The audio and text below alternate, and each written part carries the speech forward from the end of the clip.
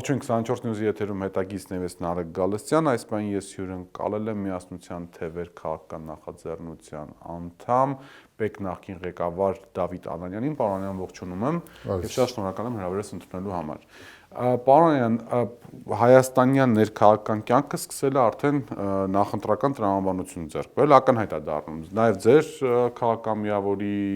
գործողություններից գրասենյակներ բացել մեր ձևով, դե Նիկոլ Փաշինյանը իմ կարծիքով նախընտրական թեմայի մեջ է եղել միշտ, այսպես ասած։ Հաջորդ ընտրություններից անմիջապես հետո, հա։ Բայց ես տեսնում եմ, թե ինչ է անում իշխանությունը ու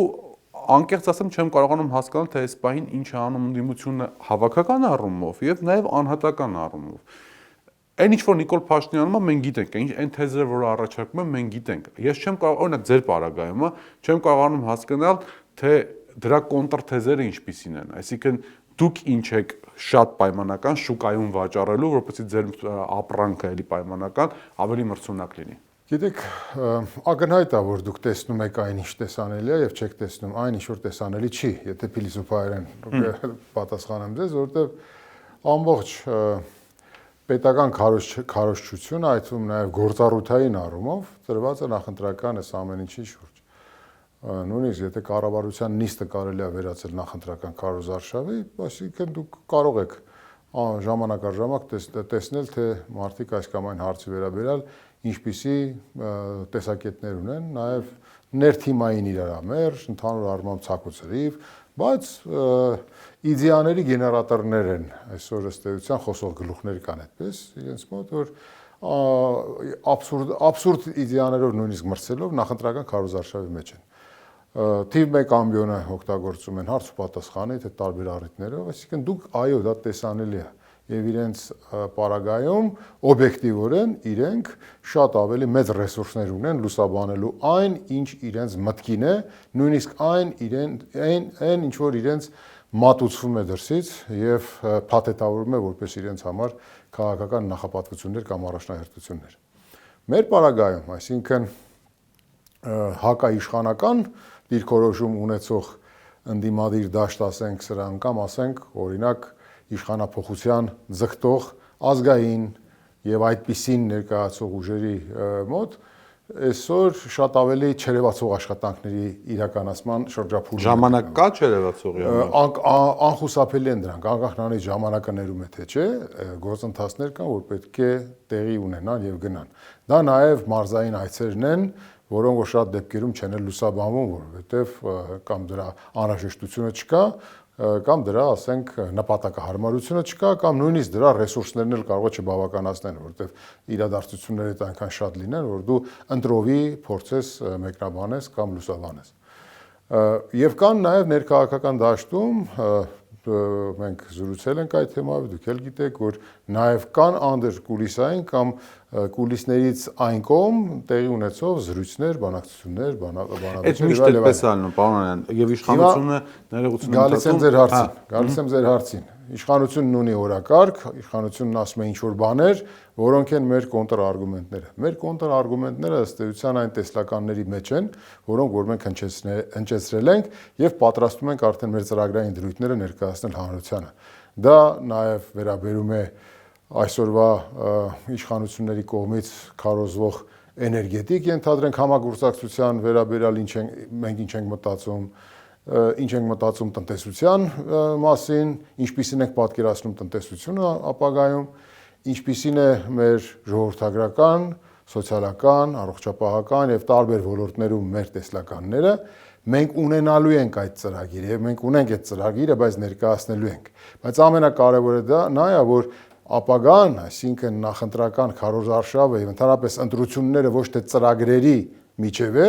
այլ պետականություն ունենալ եւ պետականություն չունենալու մասին է։ Հետեւաբար կոնտրարգումենտները մեր լուսաբանելն է այն վտանգները, որը որ պարունակում են խութերը, այն ռումբերը կարելի ասել, որոնք որ այսօրվա իշխանությունները ներկայացնում են խաղաղության պայմանագրի շրջանակներն որպես մեծ ձեռքբերումներ։ Հիմա ասում եք ինչ եք հակադարձելու, ինչ եք բանանելու։ Չկա խաղաղություն այսօր, մենք դա ենք ասում, որովհետև կա խաղաղության վերաբերյալ զրույցի քաղաքական փաթեթավորում։ Բայց որպես այդպեսին որպես խաղաղություն չկա։ Մենք դետալներին կանդրանանք, պարոն, ես ներողություն խնդրում, բայց որպեսզի կարողանամ նաև հարցից իմաստը բացատրել։ Ընտրություններին մնացել է 5 ամիս, 4 ամիս եւ ինչ որ օրեր։ Տպավորությունը այնպեսին է, որ ընդդիմադիր դաշտը այս անգամ բոլորի մասին եմ խոսում, պատրաստվում է գնալ հերթական սովորական ընտրությունների, որտեղ քննարկվելու են ծրագրային դրույթներ, որտեղ քննարկվելու են նույն, ասենք, չգիտեմ, թրիփի միջանցքի ենթակառուցվածքների եւ մնացած այլ մասին,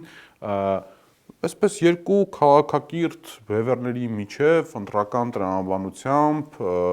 բաներով, պրայմերիզներով, չգիտեմ ինչով եւ այլն իրավիճակ, որը կարող է օրինակ պայմանական Պորտուգալիայում, ասենք, եթե առաջիկայում ընտրություն լինի, շատ լավ լինի, բայց Հայաստանի պարագայում մենք մեկ եւ դուք ասացիք այդ պետականության կորուստի, մենք մեկ ասում ենք, որ Նիկոլ Փաշինյանի վերընտրությունը դառնալու է աղետ եւ փոխելու է ամբողջությամբ մեր երկրի բովանդակությունը, մեր ժողովրդի ինքնությունը վերջնականապես տրանսֆորմացվելու է դեպի այլ եւ ոչ այդքան լավ ուղղության, հարվածա լինելու սարսափելի հարվածա ստանալու հայրաքելական եկեղեցին, փոխվելու հասարակությունը եւ այլն, սա մի կողմից է, բայց դրա հետ միասին դաշտում այդ ոգեղենության պակասը, որ հայ քիչ է մնացել, հեսա փոխելու ենք եւ այլն, այդ հոտը չի զգացվում, այսպես ասեմ։ Ու ինձ թվում է դա ձեր խիստ անձնական ընկալումն է։ Կարծում եմ։ Եվ այդպես եմ կարծում, եւ կարծում եմ, որ ձեր նման նաեւ մեր հայրենակիցներից շատերը կարող են այդպիսի տեսակետ ունենալ։ Ես իմ նախորդ ձեր հարցի պատասխանի շրջանակներում ասացի, որ մենք ունենալու ենք այդ ծրագիրը, բայց այս ընտրությունները ծրագրերի միջև ընտրություն չի, հետեւաբար այդ ընկալումը, որ դուք կարող եք ունենալ, չէ՞, կարող եք այդպիսի ողջամիտ եզրակացություն ունենալ կամ այդպիսի կարծիք ունենալ, որովհետեւ կան process-ներ, որոնք տեսանելի չեն, այդ process-ներն անխուսափելի են։ Դա չի նշանակում, որ ժամանակավրեպության հարցը չի գիտակցվում կամ չի քննարկվում, բայց կան գործընթացներ, որոնք պետք է ընթանան։ Հենց ձեր հարցի, հենց ձեր ասացի միակ ու ճշգրիտ դեղատոմսը, միակ ու ճշգրիտ ճանապարհը, միակ ու ճշգրիտ գործիքակազմը ընտրելու գործընթացն ավարտին հասցնելու համար։ Ինչու, որովհետև այո, սա ընտրություններ է արտասովոր է, սովորական ընտրություն չի։ Արտասովոր է կարելի ասել, սովորական չի, այսինքն արտասովոր է, էքստրաօրդինար է ինքը, ոչ թե օրդինար։ Ինչու, որովհետև մենք ունենք մի այսպիսի իրավիճակ։ Մենք երբ որ գնում ենք եւ հիմա կասեմ օբյեկտիվորեն ինչու է նաեւ պետք ունենալ ծրագիր, որովհետև մեր ժողովուրդը շատ ավելի լավն է, քան մենք պատկերացնում ենք։ Երբ որ դու գնում ես խոժորված դեմքով ասում ես, եթե այսօրվա իշխանությունը ընտրվի, ապա լինելու է Արևմտյան Ադրբեջանի հայեցակարգի իրականացում, լինելու է սահմանադրության փոփոխություն, լինելու է ադրբեջանական ինտերվենցիա, 300,000 ադրբեջանցի գալու են այստեղ իրենց անվտանգային երաշխիքներով, իրենց զինված ստորաբաժանումներով եւ այլն, սա այսպես ասալ էքստրեմալ այս բանը սցենարը, հավանական սցենարը, որ այդպես է տեղի ունենալու, շատ դեպքերում մեր ժողովրդի կողմից այդքան էլ բան չի ընկալվում։ Իրենք ասում են լավ, այդ հասկացանք, բա օրինակ մեր թոշակի հարցը ինչպես է լուծելու, մեր սոցիալական խնդիրները ինչպես են լինելու, տնտեսությունը ինչ է լինելու, հարկային համակարգը փոխելու եք, չեք փոխելու, այսինքն բացի նրանից, որ ժողովրդի մոտ կա այսպես ձևակերպենք, այդ էքստրեմալ պայմանը կամ էքստրեմալ էս իրավիճակը մասնակիորեն է ընկալվում, նույնիսկ եթե ամբողջությամբ է ընկալվում, նա նույնիսկ դրա հետ մեկտեղ նաև պահանջում է, որ դու ամեն դեպքում քո ծրագիրը, այո, քո սոցիալական խնդիրների վերաբերել քո ծրագիրը ներկայացնես։ Հետևաբար, որpիսի դու համապարփակ ձևով ներկայանաս հանրությանը, այո, դու պետք է ունենաս այդ ծրագիրը։ Այդ ծրագիրը ոչ թե պետք է լինի կենացների ժողովածու, այլ պետք է լինի իսկական ծրագրային դրույթներ, որոնց տակ կա նաև գործողությունների կոնկրետ ընթացակարգեր, անելիքներ, կարճաժամկետ, միջնաժամկետ եւ երկարաժամկետ հեռանկարներում։ Սա անպայման պետք է ունենաս։ Բայց սրա հետ մեկտեղ դու պետք է այս օր հասականությունը փորձես ժողովրդին մատուցես եւ հասցնես։ Հետևաբար, եթե ձեր հարցը պատասխանենք այնպես, այդ օր հասականության զգացողությունը հանրության ամբողջ մակարդակով չի, որ ընկալվում է։ Դրա մեջ կա եւ օբյեկտիվ եւ սուբյեկտիվ պատճառներ։ Հետևաբար, օր հասականությունը մատուցելով հանդերձ դու պետք է նաեւ պատրաստի այլընտրանքային անելիքների քո ցանկ ունենաս եւ ներկայացնես։ Այսինքն միայն ֆատալիզմի մասին չպետք է խոսես, հա։ Պարոն, բայց գիտեք, թոշակը այս կամ այն չէ, բոլոր իշխանությունները տվել են, ես առանձնապես չեմ կարծում, որ հաջորդ իշխանությունները, որոնք որ գան, ասենք մինչև կենսաթոշակային կൂട്ടակային ֆոնդի գումարների տալը մի առանձնապես մեծ բարձրացնելու են, անկեղծ եմ ասում, էլի, դինամիկան եկեք դրան չպատասխանենք։ Դինամիկան դա է Հայաստանի կյանքի ցույց տալիս, բայց ինձ համար շատ ավելի կարևոր է այլ հարցեր, այլ իրավիճակներ։ Ես տեսնում եմ, թե Նիկոլ Փաշինյանը ինչպիսի հայ է պատկերացնում ստեղծելու, տրանսֆորմացնելու, չգիտեմ, վերակերտելու եւ այլն, ինչպիսի տեսակ, ինչպիսի որակներ ունեցող, ինչպիսի առաջնահերթություններ ունեցող, հա, դրա մեջ մտնում է իմ խորին համոզմամբ մի մարդու մի տեսակ, Homo sapiens, որի խնդիրը լինելու է լավ ապրելը եւ որը այսպես հեռանալու է հնարավորինս ազգային հոգևոր կյանքից իր արմատներից, այս կլինել է ինչ-որ տարածքի բնակիչ, որը լավ ուտում է, լավ ապրում է, լավ խմում է, լավ հագնվում է եւ վերջ։ Այդ հայը ես չեմ ուզում ունենա լինի եւ այսինքն ես չեմ ուզում դառնամ իմ սերունդները։ Դուք ինչպիսի հայ եք պատկերացնում 25 թվականուն, 26 թվականին Նիկոլ Փաշինյանը եթե կարողանաք հեռացնել։ Տեսեք, մենք այս թեմայով նույնիսկ խոսել ենք իրար այդ ժամանակին։ Մենք պատկերացնում ենք այնպիսի հայ, որի սպառողական զամբյուղը միայն կենսապահովման միջոցներով չի համալրված։ Հոգևոր, կենսական եւ մշակութային արժեքներով է համալրված։ Սա ինչ է նշանակում, որ մենք պատկերացնում ենք այն հային, որը գիտակցում է իր պատմական առաքելությունը, վերադարձ է կատարել իր ինքնութենական հիմքերին եւ նաեւ պահանջատեր է իր կենսապահովման միջոցների համար։ Այսպիսի հայ ենք պատկերացնում, որի համար պետականությունը ոչ թե միջոց է, այլ պետականություն ունենալը դա երազանք է անընդհատ այդ պետականությունը ամրացնելու եւ դրա համար կռիվ տալու։ Բայց պետականության գաղափարը կարա դառնա նոր միավորման ճարտարապետություն։ Մի քիչ շատ բան չի, բարձր չի։ Բարձր,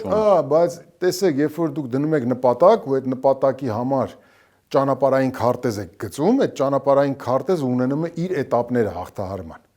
Այսինքն նախ, որպեսզի պետականության նկատմամբ հայրենիքի եւ պետականության նկատմամբ նույնականացում լինի հայրենիքը հայրենիք, պետականությունը պետականություն եւ այս հասկացությունների համընդհանուր գիտակցության գալու համար դու դնես этаպներ ու այդ этаպները հաղթահարես, սրան ժամանակ է պետք։ Մենք այդ հայն ենք ուզում տեսնենք ոչ թե հիմա, օրինակ, այլ ապագայում։ Այստեղ մի հատ բան կա, պարոն, մինչև 20 թվականի պատերազմը, չգիտեմ, կարծեմ խոսել ենք այս թեմայով,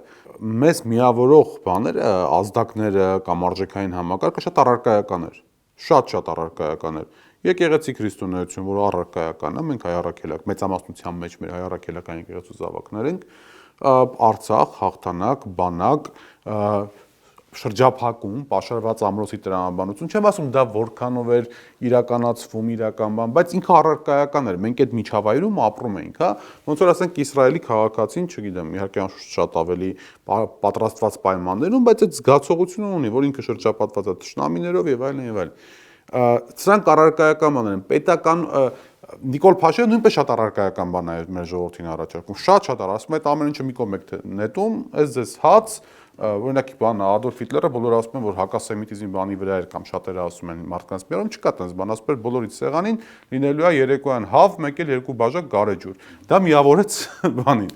գերմանացի ժողովրդին նացիոնալ սոցիալիստական այդ բանի պսևդո գաղափարախոսության շուրջ։ Հիմա ես ուզում եմ արդյոք իմ ասածը կարևոր է ժողովրդին միավորելու համար, թե կարևոր չի։ Գիտեք, Նիկոլ Փաշինյանի քարոզը իր շուրջը պետք է տեսնենք, որ համախմբել է մեր ազգաբնակչության 18-ից 20% ենթադրենք։ Մենք կարող ենք պատկերացնել ու եթե այդ միայն կենսապահովման իրենց նվազագույն զամբյուղի մասին մտածողները մեր հանրության 18-20%-ն են, ապա ամեն ինչ այդքան էլ վատ չի։ Թե բոլորն են ուզում լավ ապրեն, բայց չեն ուզում միայն լավ ապրեն, ուզում են նաև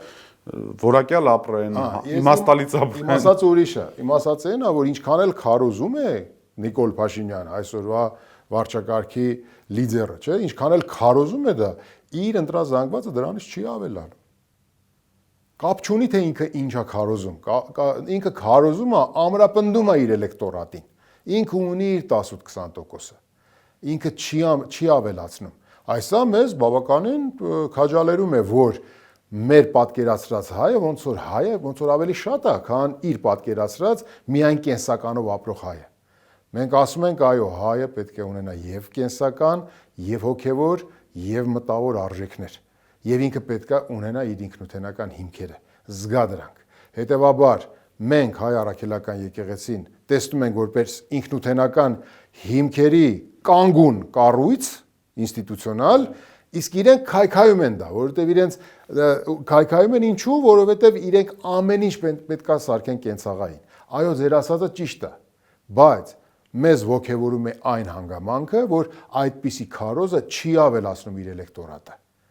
Հասկանում եք, ուրիշ բան է, որ մենք հավաքական, այսպես ասած, ազգային ուժերը, ճակերտավոր կամ առանց ճակերտների, եկեք այսպես բնորոշենք, որպեսզի այդ ընդդիմադիրն էլ մի քիչ այդ խոսույթից էլ գնանք, ազգային ուժերը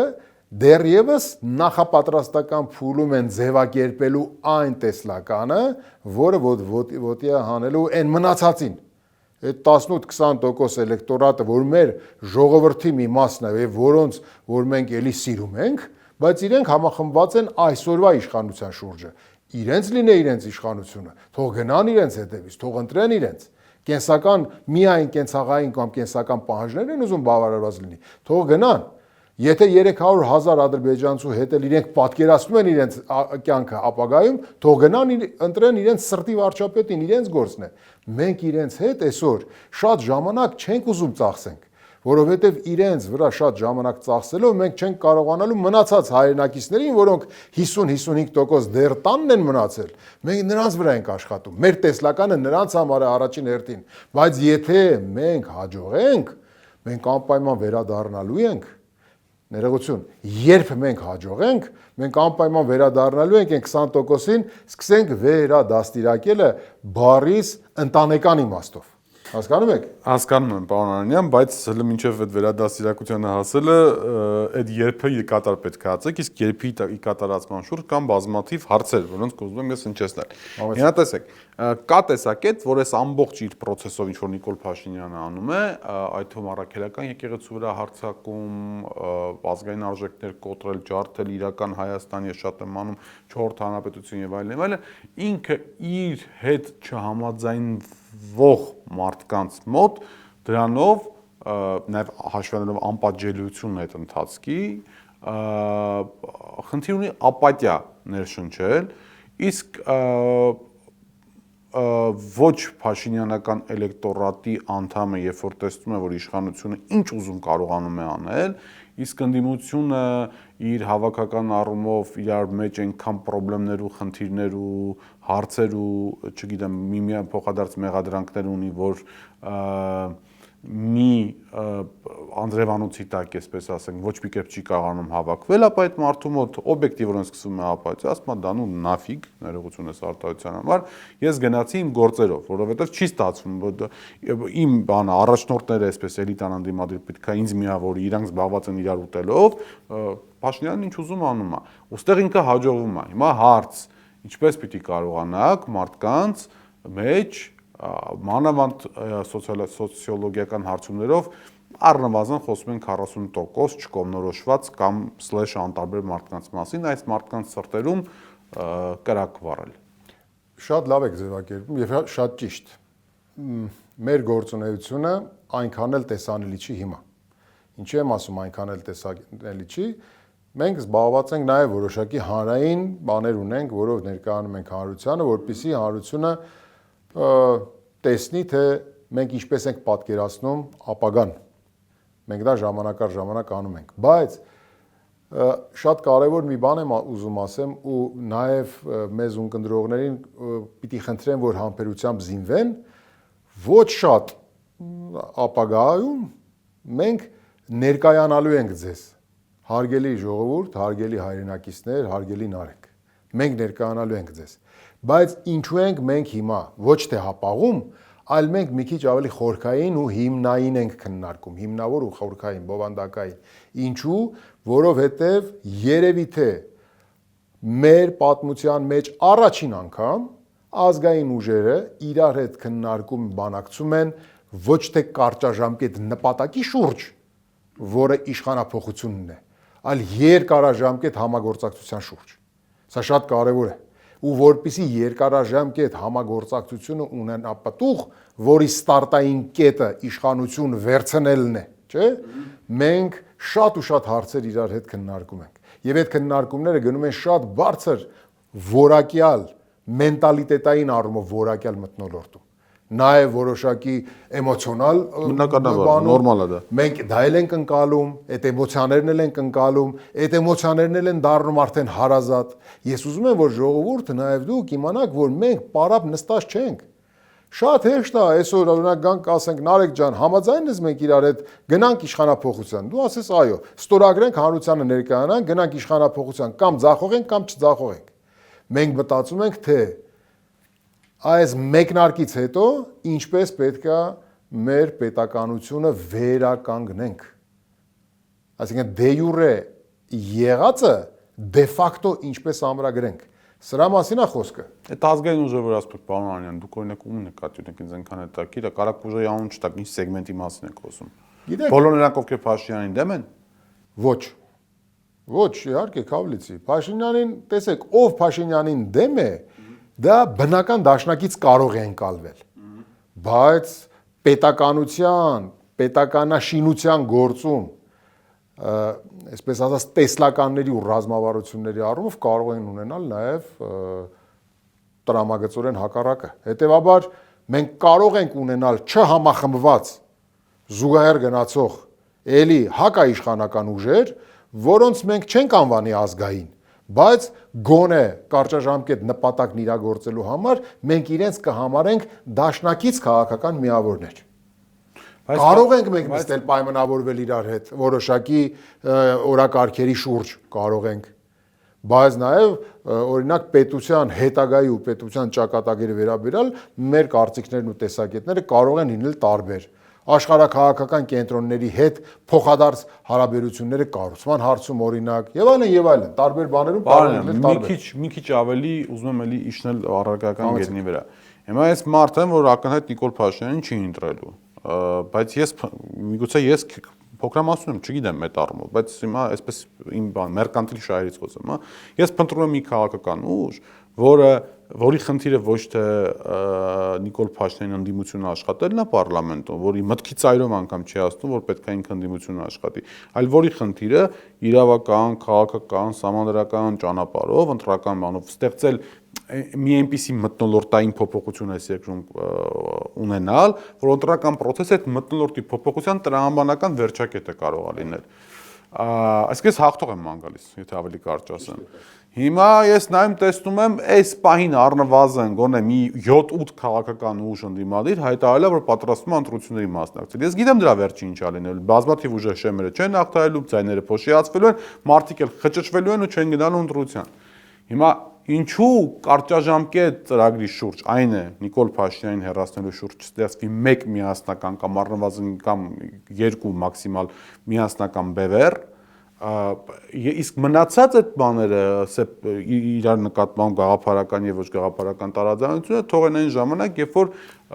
երկրում այլևս տեր կլինի այլ քաղաքական իրավիճակ։ Տարբերակ եք առաջարկում, ասեմ դրա պատասխանն ու ռիսկերը։ Եթե միավորումն ու համախմբումը գաղափարականի շուրջ չի, ինքը շատ արագ ճաքեր է տալիս։ Թող տա, ընտրություններին հաղթեք, ճաքեր թող տա, գնանք նոր ընտրությունների։ Եվ տեսեք, չի կարելի այդպես մտածել։ Եթե մենք մտածում ենք, որ մեր միակ չարիքը Նիկոլ Փաշինյանն է, կարճաժամկետ խնդիր կա, երկարաժամկետ։ Կարճաժամկետ խնդիրն է։ Բայց տեսեք, չի կարելի անել մի քայլ, Ենթադրենք, պատկերացրեք, մենք գնացինք, հաղթեցինք ընտրություններում ու ցրվեց այդ, պայթեց։ Եվ ինչ որ ստեպ բաներ առաջացան, ստեղծվեց մի հատ ավելի ինչ որ այլ քաոսային իրավիճակ։ Հասկանում եք, դա էլ է ռիսկ։ Հետևաբար, ձեր հարցի պատասխանը սա է, եթե դուք հաղթող եք փնտրում, մենք փորձում ենք դառնալ այդ հաղթողը։ Հասկանում եք։ Այդ հաղթանակը ինքը ունի բաներ, տարբեր նշանակետեր։ Առաջինը եւ պարտադիրը եւ սկզբնակետը դա այս իշխանությանը հեռացնելն է։ Իշխանափոխություն իրականացնելն է։ Դրանից հետո պետք է լինի պետության եւ մեր երկրի, ասենք այս վիճակից հանելը։ Երբ որ դու լինելով ժամանակին սեղանակից դարել ես ինչ որ ժամանակ բան սեղանին դրված որպես ինչ որ մի հատ խորտիկ, հիմա էլի պետքա վերադառնաս սեղանի շուրջը։ Դրա պետքա ջանքեր, այո։ Պետք է ասենք տարածաշրջանային որոշակի այսպես ասած նախապատրաստական աշխատանք, այո, սրանք դու հիմա պետք է անես, ոչ թե իշխանափոխությունից հետո։ Իշխանափոխությունից հետո սրընթաց թևերը քշտելու եւ գործ անելու ժամանակն է գալու։ Եթե դու սա այսօր չես անում այդ նախապատրաստականը, եթե քո դաշինքը, քո համախմբումը չես իրականացնում գաղափարականի շուրջ, ակնհայտորեն դու հետո շատ արագ ճաքեր ես տալու։ Եվ մենք, ասենք, մենք հիմա պատկերացնում ենք, որ շատ շատերի համար մենք ազգային ուժերը միասնական, չէ, մենք բոլորս շատ շատերի համար, մեր հայրենակիցների համար կարող ենք ընկալվել որպես վերջին հույս։ Մենք չենք ուզում այդ վերջին հույսը տանուլ տանք։ Հասկանում եք։ Շատ կարևոր է։ Այդտեղ մտավախությունն ունենա, որ ուղղակի այդ բոլոր ազգային եւ ոչ ազգային ուժերով կարող պարլամենտում դառնա կնդիմություն Նիկոլ Փաշինյանն է մտավախությունը, ու մենք մի 5 տարի տեսնենք այն ինչ որ մոտավորապես ենք տեսել, բայց ես ձեզ միշտ ավելի լավատես եմ պատկերացրել, բայց հիմա ուրիշ բան որ լավատեսորեն տրամադրել։ Շատ լավ։ Հիմա բայց ուրիշ հարց եմ տալիս։ Դուք աշխատել եք կառավարությունում, մանավանդ ղեկավարել եք այսպես ֆիսկալ քաղաքականություն իրականացնող վարչահարություն, հա։ Հայաստանում ընտրակաշառք չի կարելի բաժանել։ Նորմալ երևույթ է, չի կարելի ընտրակաշառք բաժանել։ Հարցս հետևյալն է, այն ինչ որ Նիկոլ Փաշինյանը անում է այսօր, ոչ մասնավոր պետական բյուջեի հաշվին, սա ինչ որ չափով իշխանական ընտրակաշառք չի կարելի համարել։ Եկեք իրար հետ վերլուծենք։ Իրենք ասում են, որ սա աշխատանքի ձեռբերումների դիմաց տված պարգևատրում է, չէ՞։ Խոսքը գնում է 3 միլիարդի մասին, որպեսզի մեր ունկնդիրները բանան են։ Մի 8 միլիոն դոլար ենք խոսում։ 7 քանի միլիոն կամ, հա։ Հիմա տեսեք, անձիկ, ովքեր որ ստացել են այդ հավելյալ պարգևատրումը, իրենց ամսական աշխատավարձների հետ միասին, ամսական նաև ստացել են որոշակի պարգևավճարներ։ Այդ պարգևավճարները գումարած իրենց աշխատավարձները, դրանք մենք անվանում ենք որպես հատուցում իրենց կատարած աշխատանքի դիմաց։ Դա նորմալ է, ինչու, որովհետև դա թափանցիկ է, դա հաշվետվողականության շրջանակներում նաև հանրայնացվում է։ Մի քանի բան տեսեք, հիմա երբ որ որոշումը հույժ գաղտնի ռեժիմով է տեղի ունենում, այսինքն ծածուկ, թաքուն ժողովրդից, չէ՞, այստեղ արդեն մի բան պետքա մտածես։ Եթե դու հավելավճար ես տալի թաքուն, ծածուկ եղանակով, ապա եւ կասկածելի ինչ որ բանի դիմաց, չէ՞ որ մենք տեսնում ենք, որ պետական համակարգը եւ պետական մարմինների կոնկրետ ղեկավարներ, որոնք որ նաեւ բարձրաձայնել են իրենց պարգևատրումների չափերը, չէ՞, ինչ որ ակնհայտ մեծ հաջողություններ չեն ունեցել, եթե չասենք հակառակը։ Հետևաբար մեր մոտ կարող է առաջանալ, չէ, ողջամիտ կասկած, որ սա վարձատրություն է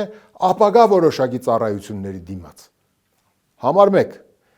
Լոյալության համար, համար 2. Ընտրական նախընտրական պրոցեսներին ակտիվ մասնակցության համար, 3. Հակաեկեղեցական արշավում դերակատարություն ունենալու համար, այսինքն մենք կարող ենք, այո, ձեր ասածը, ողջամիտ կասկած կարող է առաջանալ հանրության եւ մեր մոտ, որ այդ վարձատրությունը հավելյալ տրվել է կանխավճարային սկզբունքով ապագայում որոշակի ծառայություններ մատուցելու պայմանով։ Ես դուք բանից խոսեցիք, պարգևավճարներից խոսեցիք, ես մի քիչ հարց ավելի գլոբալ եմ նայում, էլի, ասենք օրինակ, հա, չգիտեմ, պետական բյուջեով այդ քանակությամբ եւ շատ տնտեսագետների կարծիքով էֆեկտիվությունը չարդարացնող, ասենք, կապիտալ շինարարություն իրականացնելու տրամաբանության, որ մարդը իր աչքով տեսնում է երկրորդային փողոցում էս ինչ գյուղի ասֆալտ կա օրինակ, որը լավ բան է որ կա, բայց միգուցե այդ գումարը, ասենք, պետք է դնել ավելի իրական տնտեսություն, որպեսզի դա ավելի երկարաժամկետ աշխատեր եւ այլն։ Սա էլ բան չի, այսպես նախընտրական բան չի, որ գյուրգյուր փողը հանում սկսում են բաժանելը, ժողովրդական լեզվով ասած։ Մենք մի առիթով ասել ենք, որ օրինակ տարածքային կառավարման եւ ենթակառուցվածքների նախարարության 26 թվականի պետական բյուջեով իրեն հատկացվող միջոցները կարող եթե չեմ սխալվում շուրջ 340 թե 338 միլիարդ դրամ է, որի շուրջ 38-39%-ը մոտավորապես 126 միլիարդ տրված է ճանապարհաշինության եւ ընթացիկ պահպանման ծախսերի ֆինանսավորմանը։ Այդ նույն նախարարության բյուջեում մոտ 50 թե 55 միլիարդ պլանավորված է հյուսիս-հարավ ենթակառուցվածքի շինարարություն։ Այսինքն հյուսիս-հարավ, որը ենթահամակարգ է ապագայի համար, եւ 126 միլիարդ, որը սպասարկում է ընթացիկ ճանապարհները եւ արդեն գյուղերի երկրորդական, երրորդական փողոցներում ասֆալտ են անում։ Մենք այս մարզային այցելությունների ժամանակ, գիտեք, շատ լավ ձևով փնտրել եւ գտել են ամենալավ քարոզչական բանը ասֆալտը։ Ժողովուրդը ասում է, որ մեր գյուղում 40 տարի ասֆալտ անող չի եղել։ Մենք ասում ենք, հետեւյալ ասում ենք, նորմալ է որ ասֆալտ են արել, ժողովուրդ ջան։ Բայց այդ ասֆալտը ոչ թե ասենք երկնքից իջած մանանա պետք է դիտարկել, այլ որպես իրենց պարտականություն։ Նախկինում եթե չեն արել, սխալ են արել։ Միգուցե նախկինները այդ վերցրել են այդ գումարը այլ նպատակներով կամ այլ առաջնահերթություններ ունեցել։ Տնտեսության զարգացման վերաբերյալ իրենց տեսլականներն են ունեցել, կամ ենթադրենք ձախողել են ասֆալտապատման կամ ընթացիկ նորոգում բան։ Չի կարելի ասենք, նա այն ինչ որ հիմա արվում է, ասել որ սա շատ կարևոր ու շատ լավ բան է։ Մենք իրենց ինչ ենք ասում ենք, որ ինչպիսի կառավարություն էլ գա, այս ասֆալտապատման, ընթացիկ նորոգման եւ շահագործման այս ամեն ինչը պետք է արվի, բայց ես կարող եմ գամ ձեր գյուղ օրինակ, ասեմ հարգելի գյուղացի ջան, այս երրորդական, չորրորդական փողոցները եկեք ես ասֆալտ չանեմ հիմա, այդ փողը տանեմ դնեմ հյուսիս-հարավի վրա, որ տանեմ դնեմ հյուսիս-հարավի վրա, ես եմ անելու, դուք կարող եք դրա ակնկալվող տնտեսական օգուտները տեսնեք մի 5-7 տարի հետո։ Ես կգնամ, խոսամ ժողովրդի հետ, հիմա էլ եմ խոսում։ Ժողովուրդը այդպես չի, այդքան պրիմիտիվ չի, ինչքան որ փորձում են ներկայացնել բոլորիս։ Այդ միայն այդ ասֆալտը, այո, դա մարդկանց մոտ շատ էմոցիոնալ առումով բանա մոտիվացիա է առաջացնում եւ կապում է այսօրվա իշխանությունների ակնհայտ է։ Իսկ գիտեք ինչու, որտեվ ասֆալտը արվում է հենց հիմա արդյունքը տեսնում ես հիմա, հյուսիս-հարավը որ հիմա անում ես արդյունքը տեսնելու ես տարիներ հետո։ Ու քանի որ քաղաքական կոնյունկտուրան այնպիսին է, որ կարճաժամկետ պահերով վերարտադրվելու ինքը ինստինկտ եւ այդպիսի, այսպես ասած, բան ունի, մեծ մոլուցք ունի, ապա բնականաբար պետք է կարճաժամկետ այսպիսի բաներ կատարի։ Պարոն, վերջին հարցը, քանի ժամանակը մոտենում է ավարտին։ Տեսեք, կա կամ արդարացված է արդյոք իմ այն դիտարկումը, որ Նիկոլ Փաշինյանին, Ադրբեջանին, Թուրքիային, ինչպես նաև արտաքին քաղաքական այլ խաղացողների հաջողվել է Հայաստանի քաղաքական ամբողջ դաշտին մտցնել մի օրակարգի մեջ, որը կոչվում է խաղաղություն,